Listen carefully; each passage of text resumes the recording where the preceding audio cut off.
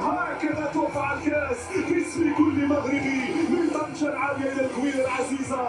هنا في لحظة تاريخية، الكاس العالمية، أسود الأطلس هم أبطال العالم لسنة 2025.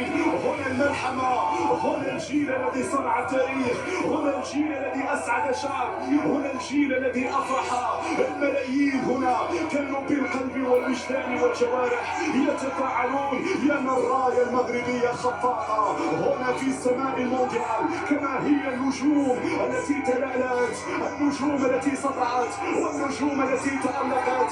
وهنا في لحظة إبداع وفي صورة ولا في خيال، لأن هذه الحقيقة وليست خيال، هذه الحقيقة وليست خيال. هنا منظر لا يصدق، منظر لا يصدق، ولكن صدقوا، افرحوا، غنوا، ارقصوا، هذه فرصتكم. نعم، الشعب المغربي فخور بكم، الشعب العربي فخور بكم، نعم، الشعب الأمازيغي فخور بكم.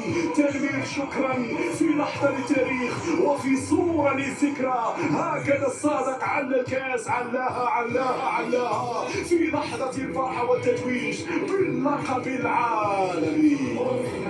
يا لا من صورة، يا سادة الكرام، صورة للتاريخ.